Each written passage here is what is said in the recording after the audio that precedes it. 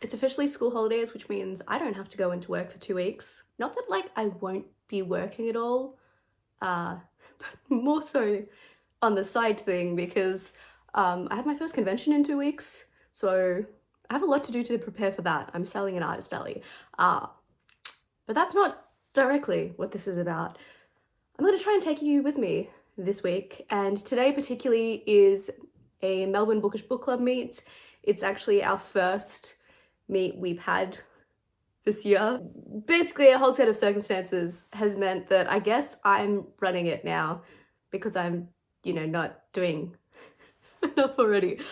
But yeah, we're gonna go have some lunch and chat books today, and we'll see how that goes, and hopefully, book club will be more regular again.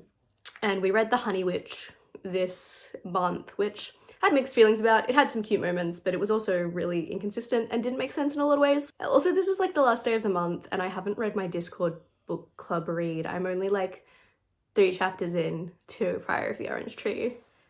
But yeah, that's fine.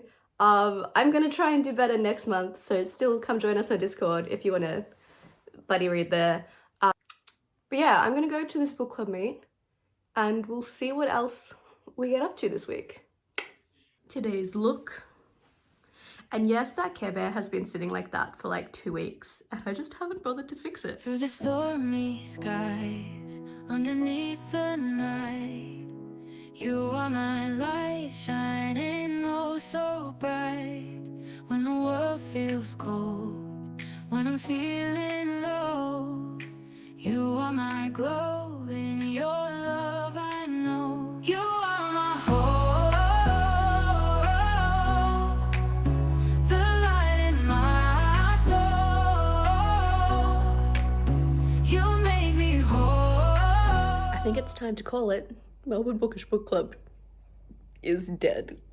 Out of like about 12 people who said that they were going, 1 showed up. And like before the day, the numbers had been even higher previously.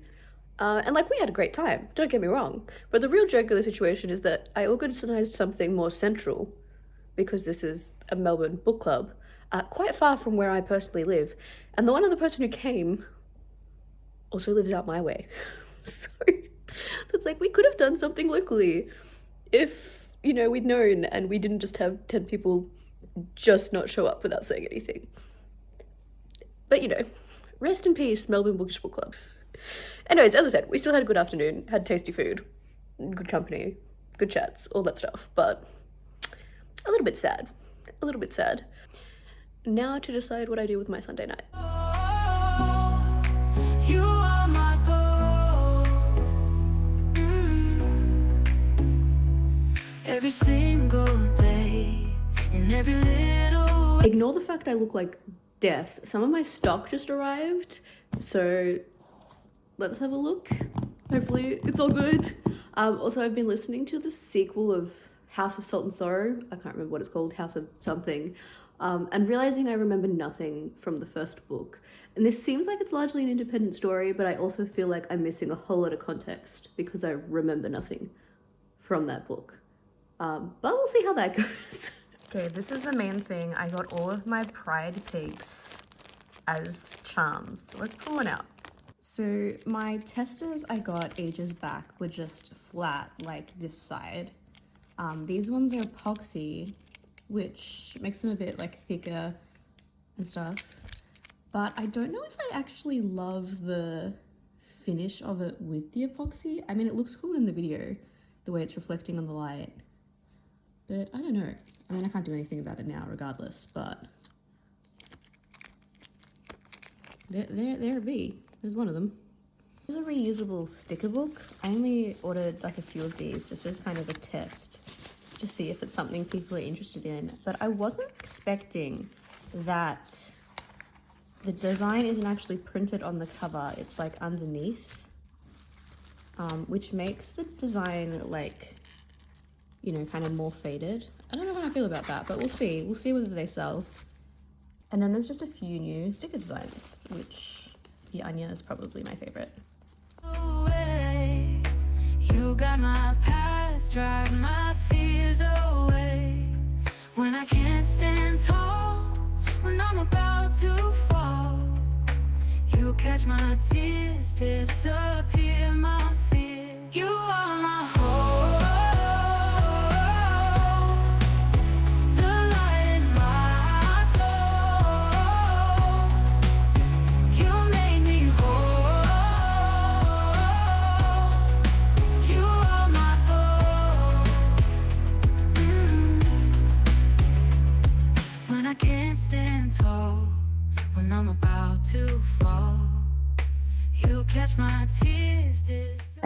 remember a great deal about House of Salt and Sorrow, but what I do remember is that it was definitely spooky and felt like a horror book. Whereas this sequel at the moment definitely just feels like YA fantasy. There's like a boy and a girl getting to know each other, and I'm just not sure I really care.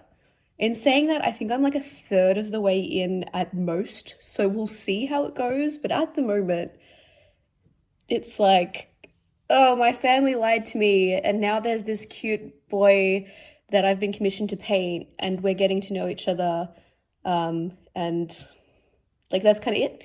I don't know. Disappear my fear. You are my hope, the light in my soul. You make me whole. This is what the table setup is looking like right now. Bum, bum, bum, bum, bum. I feel like I'm getting through this book very slowly, but also at the moment, it seems like it's just a romance. Like, where are the ghosts? Where's the spooky stuff? I wanted spooky stuff. Anyways, I'm doing like con prep stuff, and my sibling and their fiance are coming to stay tonight. To also do craft and con prep and just hang out. So yeah, no rest for the wicked, because I've basically just been spending my week working, but on like, you know, my side stuff, not my full-time job, because yeah. Make me whole. You are my goal.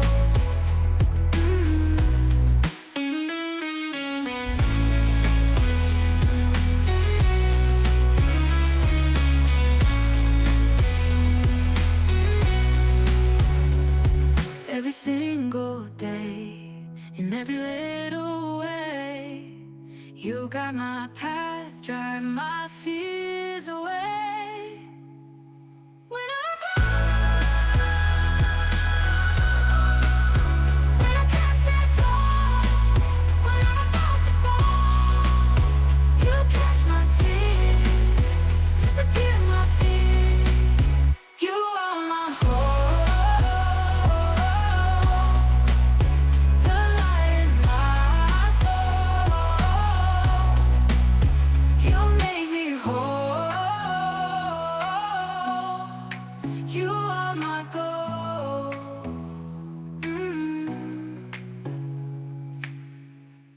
So Nathan brought home both of these in the past week.